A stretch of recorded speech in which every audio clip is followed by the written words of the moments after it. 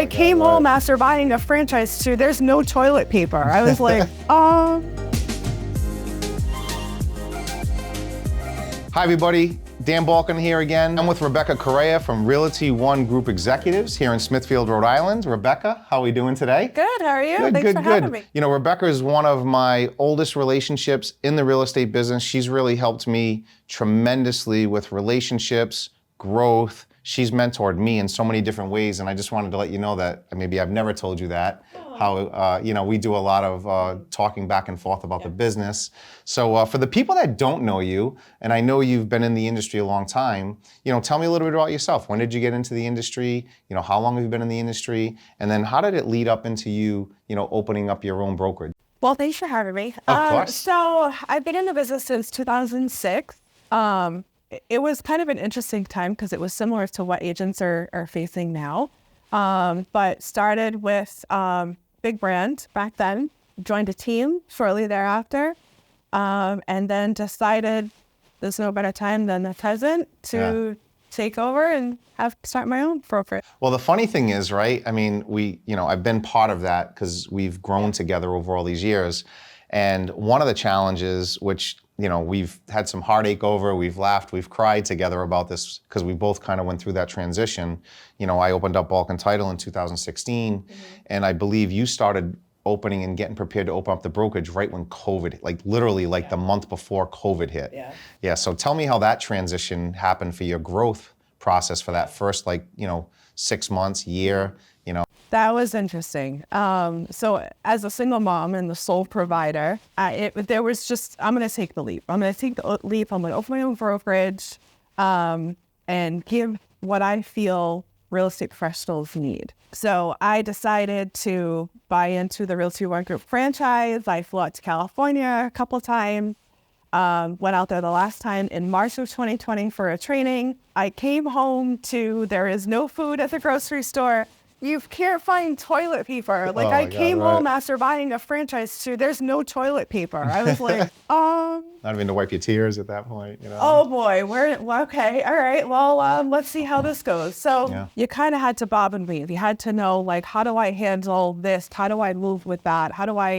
So when we opened, we officially opened in April. So we were 1 month into COVID. So I don't know if you remember what it was like only a month into COVID, and kids were out of school. So I now had to homeschool a middle schooler and a high schooler. So that was interesting. Right, with Zoom. Remember everybody was teaching through Zoom? Yes. Yes. And then to have, we opened with 6 agents at the time. So when we wanted to do something in the office, we couldn't. I couldn't let anyone come into the office. Most offices closed and wouldn't even allow their licensees to go into the office. So we had to be very quiet. We couldn't have large meetings in the office. We couldn't meet. We only had to let 2 agents, I think it was at the time, and you had the 6-foot distancing thing. Real crazy when you think back about 3 years ago. Well, 3 and a half, almost 4 years ago now. Yeah, but it was, all right, well, this is the times. How do we, you're either just going to listen to all of it and you're just going to flop and give up, or you're just going to be like, all right, well, let's just figure this out. So we started with 6.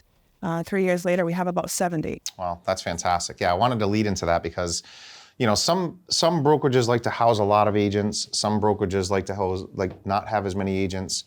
And knowing your background in this industry, where you started and, the different ways that you've created business, whether you had 700 or 70, you love to mentor, you love to teach, that's part of who you are. So for those out there that don't know Rebecca, her model is a little different, I would say, than just housing agents. Because I really truly believe that you want to take that, that to the next level. Success isn't having 70 agents doing one deal, right? I mean, we want to get into growing, so we have 70 agents doing 70 deals a year. Housing agents isn't always the best thing, right? So we talked about whether you have 77 or 700, right? I think you take a different approach to it, from a success standpoint, from mentoring people. I think for me and my own business model, and this has nothing to do with other models that are out there. This is just how I feel and what kind of drives me. I want to take a licensee where they are, and I want to watch them grow. And that could be in a personal way, that could be in a spiritual way, that could be, hey, I want to work out. Where do you go? What workouts do you do? Like, I just want to see people do better in whatever aspect that is. But I also think family is important. And how do you involve your family in your success? You know, my kids have grown up through this. I used to take my daughter when she was an infant in her little car seat, you know, to like showings. And inspections and appointments. But it's important that your family kind of has your back, so we incorporate some of that too. But if I could take someone where they are currently and show them how to build a business successfully, that's what drives me. I mean, I talk about my kids a lot because they're like my everything and why I do what I do. But my oldest son is like, Mom, I don't know why you work so much. But I've truly felt if you have a passion and you follow that passion, whatever it is, if you enjoy making cheeseburgers, go work at McDonald's and make cheeseburgers. And one day you'll own 10 franchises. But if you follow a passion, it's not work. I don't feel like I work 7 days a week. I feel like there are people that rely on me, and I need to show and help them build a business at any level. If you're a high producer or you're a brand new licensee or you're lost in the middle, you can take someone and really support them, encourage them, coach them, and build them up. And I love to see, like, we'll have some agent throughout my 17 years, or I guess I've only been really managing 10 or so maybe of those years. And I love when I first meet a licensee and they're stuck or they're stressed or they're a super high producer and they don't know how to get more. Like, I want more. I want to do this. I want to do that. And you see their life evolve and you see their life improve and change. To be able to be a part of that and watch that come to fruition is amazing. Transactions will come. You pour into people, they'll do better, they'll do deals, but the profit doesn't come first to me. It's building that person and then watch them take off. I feel like you and I were on, we worked on very similar paths. I was 12 and a half years. I worked for different attorneys. How long were you in the business? About 12, 11? 17. So you've been in 17, but what you opened the brokerage for. So 13 years you worked different companies. You know, I took a little bit from everywhere that I worked. Yeah. You know, and I took the good. I said, this is what I would never want to do. Yep. And I feel like that's what created Balkun Title. Yeah. You know, do you feel that you've worked a couple of good spots, you've worked in some great leadership and mentorship, and is that how you figured out how you would want to be your own broker or your own company? Yeah, because, and I like that you bring that point up because it's true. It's like, what did they do right? What did they do wrong? And how do I improve it? But truly, what does the client need? And I don't just say this, you could ask any of our licensees. An agent is my client, or a licensee is they're my client. What do they need? What do they need from a broker? What do they need from an office? What do they need from colleagues? So you can kind of take you take the good, the bad, and the ugly, and I just kind of made it my own, and add my own, I guess, personality and element to it. Yeah, that's what we do. Yeah. But it's awesome. You know, some people are like, oh my God, you know, why would you work there? Why would you do this? Why would you do that? Well, it is what it's still not to say we're perfect. You know, we continue because we're, I think, striving to put out the ultimate product and be the ultimate owner or the ultimate person in life. I think we all make mistakes, you know, and we all try to, you know, we all still need mentorship, right? And, you know, you and I banter back and forth sometimes and talk and, you know, and it's, I think we're able to pass that down to others.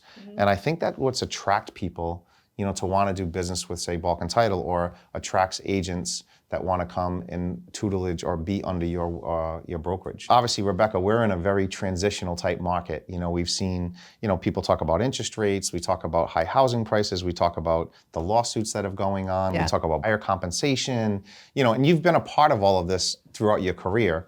You know, so what makes an agent, or what type of agent that you are trying to recruit right now, or that would want to see a brokerage like yours succeed? How does that look for you? You know, is it a full-time agent? Is it a part-time agent? Is it everybody in between? You know, what's your business model looking like as we move forward? I don't really base it around full or part-time. You have co-career, you have parents or people that are moms that are trying to juggle both. Co-career, they're trying to juggle both, and we get it. Yeah. You can't, not everyone has the ability to leave a full-time job and pursue real estate full-time, and you might not make a check for 6 months or whatever. So we don't focus on that as much. We want to attract agents that want more. They want to grow their business. They want to learn how to grow a business. You hear a lot of agents say, "Oh, I just want leads." Yeah, I know that's everybody wants leads. They want leads, but it creates a codependency. And I don't want you to depend on me to feed your family. I will teach you how to get leads. I will teach you how to convert. I'll teach you how to nurture. I'll teach you how to lead capture. But I don't want to create a codependency office environment where you can't leave. I can never leave Rebecca because she feeds me leads. No. Yeah. We can supplement. We do have lead gen. We can supplement that with leads. However, I'm going to teach you how to get your leads. I want to feed you. I don't want you to just feel like, oh my God, I'm never going to leave. The old adage, like, I want to teach you how to fish. I will teach you how to fish. I will teach you how to hunt for sharks and whales if I need to. But it's more, they're independent contractors. Yeah. They're not my employees. They don't own them. I will teach you how to run a successful business. So what we want to attract is agents who want to be part of that. I know you've come from a team model in the past, and I know you've built teams before very successfully. Do you think, like, in this era, like where people want leads or they want mentorship, is a team mentality good for agents that are struggling right now? Like, what's your success of being able to recruit agents? Because people have been coming to your brokerage now that are leaving other brokerages. Yeah. And one, it might be a team mentality. Two, it may be you're teaching them how to fish in a sense. But like, how do you see that? Do you think the teams will do better because of, or do you think the independent agent, or is it an individual type thing? Yeah, you need to know what you need. What do you need? What do you want? Where are you going to go?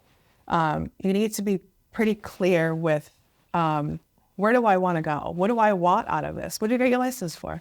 Where do I want to take this career? You want to build a business, or you just want to collect some Zillow leads? And there's nothing wrong with that if that's what you're looking for. But the licensee has to identify, what do I want? Where am I going with this?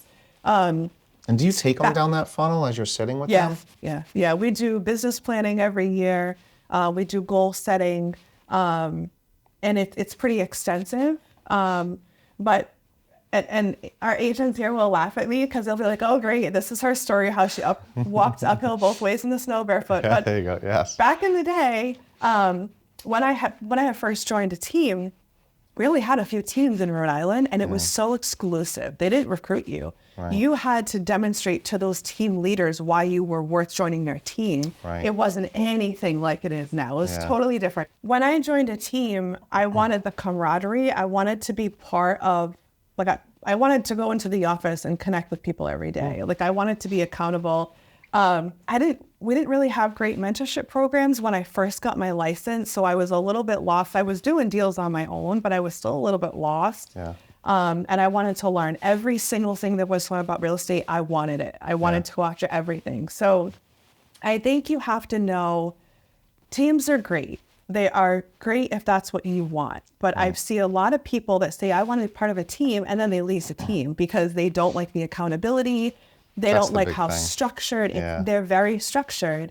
You have a lot of demands. They have a lot of expectations. You have to make so many appointments, so many calls, and it can be a lot. If you want business freedom, don't join a team, but you have to know what you want. Well, and I think that's kind of where the agents are in some ways, right? Like I'm a 1099, like I'm an independent, but I also need your help, right? So it's like the team isn't for everybody, but there's no I in team, right? So like there's individual sport and then there's team sport. Yeah. And I always say, like, you should either join an individual sport or a team sport, but you can't be both. Yeah, and you have to know what you like. We'll have some people that will join a team, and this has been like over the years of managing, and they're like, I just want the leads. All right, I'll teach you how to get leads, but you don't want to join a team because now you have a team leader that's pouring into you, and all you want to do is get leads. I mean, I can show you that. That's easy. Right. But you have to know what you want. I think a team can be good if you're looking for hyper structure. You do lose individuality. A lot of teams don't report your numbers to MLS, so you're nothing in MLS as far as transaction count or transaction volume. And some people want those accolades, right? Yeah. They do. But just know the pros and cons of and why you're joining a team. What do you need out of a team? What do you want? Is it marketing? I think why we're attracting some agents, I think part of it, and I have other brokers say, oh my God, what are you doing? I am just me. Yeah. What you see is what you get. 7 days a week. But you're having these discussions, right? Like, when you're interviewing agents or they're coming to you saying, hey, Rebecca, I'm looking. I want to know what you want. I want to know, where are you in your real estate profession? Where do you want to go? Where do you want to take it? Yeah. And I can hold you as accountable as you want me to, or I'll back off and let you do your thing. But if someone wants to grow, this is the place to be. Wouldn't I say ultimately that whether you're a single agent coming or you want to have a team or have mentorship, accountability, it doesn't matter whether you're on a team or not, right? Like, it's that person that walks through your door when you're interviewing them or trying to help them, I'm sure you're having that conversation with both of them, either or, right? Because they can just come here and put their license, but that doesn't make them any better than where they were, right? Because they're already disgruntled, or they're not. They don't feel like they're getting what they're getting from somewhere else. Right. Yeah. Yeah. Anyway, we ask them why. Why? You know, why are you here? What do you want? What do you want out of me? How do I serve you? What do you need from me? Right. And how can I help you? How can I help you? Yeah. But don't tell me you're not doing deals if I don't see you. One of the things that I am always trying to accomplish is my energy, right? You know, like I always talk when I've done the Call and the Closer episodes, and, you know, I've interviewed people, and even like the reels that I've been putting out, or even my energy with the seminars that I've been doing. Like, I think energy is everything, right? Yeah. So I also see, like, during that part of when I know when I see people coming here, like, your energy, whether you're having a good day or a bad day, it doesn't matter. Even like sometimes when I call you, I'm down a little bit, and you're like, Danny, what's going on? I can hear it in your voice. Let's go. Like, you know what I mean? Yeah, cut it out. Right. You're very forward with me too. And like sometimes, I know sometimes when we have our conversations, you're like, hey, Dan, what's going on in the industry? Like, you always ask me, like, what are you seeing out there? Yeah. You know, and then we get in these great discussions, and it's like, we're back high again. I feel like we're high-fiving and kissing babies like over the phone. You know, so I feel like, you know, your energy is always on a high level, and I think that's what's attracting people to you, you know. And again, people in the industry, they like to talk, they're like, oh, it's this, it's that. But then when they really sit down and they get to know you and get to meet you, they're like, wow, her energy. You know, whether they come and stay and you recruit them, or they come and put their license here, when I talk to people, even if they didn't, you know, they're like, Rebecca's energy was great. And I'm like, all right, well, why didn't you make the move, you know? So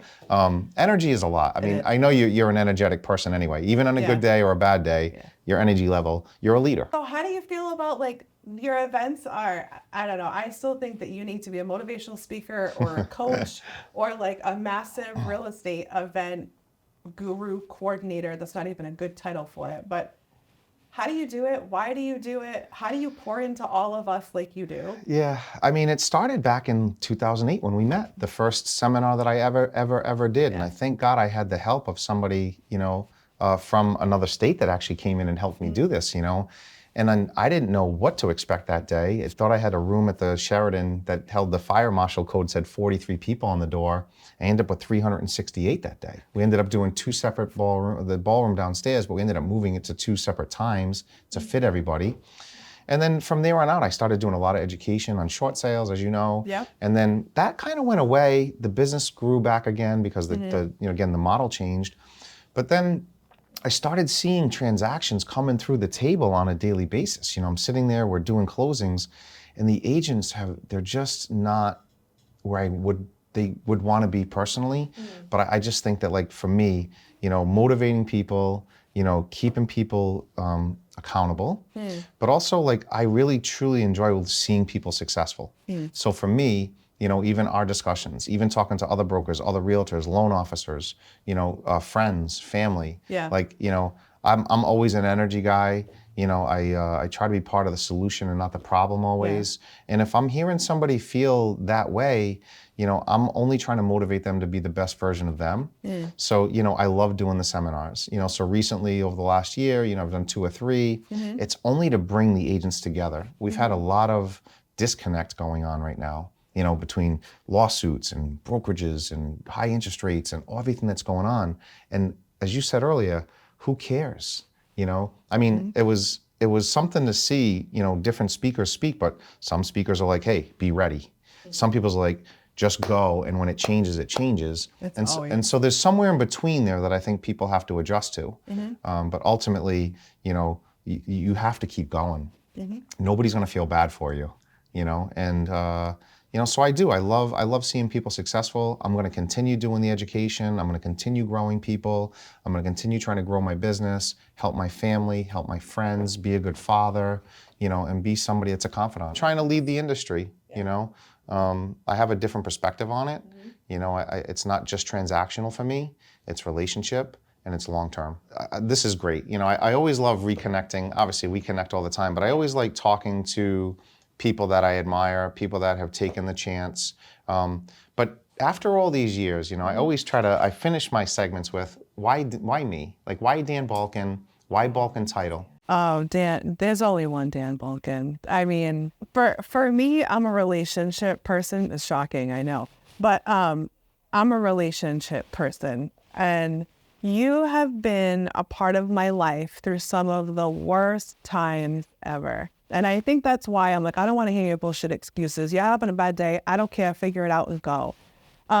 Because there's so many, we all have a story. We all have a background. We all come from something. And you have been the one rock that has helped me through not only doing stuff like this and coming into the office and being part of the office, but I have been able to call you and be like, oh my God, this is happening and it's awful. And so for me, it's more relationships. It's more that I know that I can call you outside of a transaction, and that might be different for people, but this industry is hard. Rhode Island is a hard state to have a business in. We have thousands of brokers, thousands of agents. Recruiting is, I think, ugly in this state personally. So to have someone to fall back that understands the demands that we have in our life and be like, Stan, I'm having a day. Like, I don't know. This is driving me crazy. And to have that, to me, is so much more than just, I'm going to send you a deal. I don't care. I can send anybody a deal right now. But to me, it's you've seen me through. We've been friends for how many years, do we say? Oh, we just went back to 15? 2008. Yeah, 2008, so 15. So 15 years. Almost 16 I mean, years now. I was married when we first met. I was married. I was going through it. My kids were babies. Yeah. I was a licensee at the time on my own. So to think about in 15 years, how much my life has changed dramatically and for the good. And I always know that I can call you and be like, Dan, I need to vent. Even when I opened the office, we went out to lunch right before I opened the office. And I was like, all right, I'm just going to do this. I'm going to take savings and single mom with 3 kids, and I'm just going to dive right in. And you were like, go for it. Let's go. Do it. Do it. Go for it. So that's why Thank you very much. It I might be a appreciate those different kind approach, words. but So you are a female boss woman, boss lady. yeah. You know, like, where do you get that energy? Like, how did you decide to be that? You know, where did that come from? You know, I'm not a boss. You're not the chip on the shoulder. You don't come across arrogant. Like, who is like that Rebecca? Where does she come from? I'm not a boss. I'm not a boss bitch. I'm not a boss. I don't know. I just do what I do. I think I believe in being feminine and being a woman. Which is great. I don't, and our agents in the office will call me a boss. I don't like that term. I could be aggressive. I will have people that are in my circle, our agents, licensees. I will stand up for what is right, and you might not see that soft side at that moment. Yeah. And So you can whip the tail when you need to. oh, I will absolutely. So that feminine, nice, smiley girl I will. Well, with the silly faces. I like to say that I steamroll, but I do it with poise and elegance and grace. You don't need to be this masculine woman that's this boss and you got the world on your shoulder and you got all the nice things. I'm just not that woman. I'm not that person. I think I always remember where I came from. And I remember that in a split second, you can say the wrong thing. We're in cancel culture, right? So you can say and do the wrong thing, and you can go right back to being that single mom that's sleeping on a living room floor with no furniture really quick. So I don't think I'm a boss. I don't hold myself like that. I think that I'm a woman, and this is what I do. I don't think I'm better than anyone. What we're building is not about me, because without our agents, without business partners like yourself, we're nothing. I have nothing here without the people who are part of us building. I am nothing. I think you missed the boat on that, though. I think you are part of that. I think you are the driver of all that force. Because people find you because they're following you. Anyone else can call themselves a boss. I'm not hating on Cardi B. I'm not hating on anybody else. Kim Kardashian, you're a boss. But I'm just saying, for me, it's like, I just do what I do. Yeah, well, thank you. Different. Much success, continue your You too. growth, Yes. and continue to kill it. I love Rebecca. I've always loved her energy, and she's got full pedal to the metal. So if you've ever not had a chance to speak with her, I suggest that you do. Regardless of whether you want to grow your business or you just want somebody to talk to, Rebecca's going to be the person that you can confide in.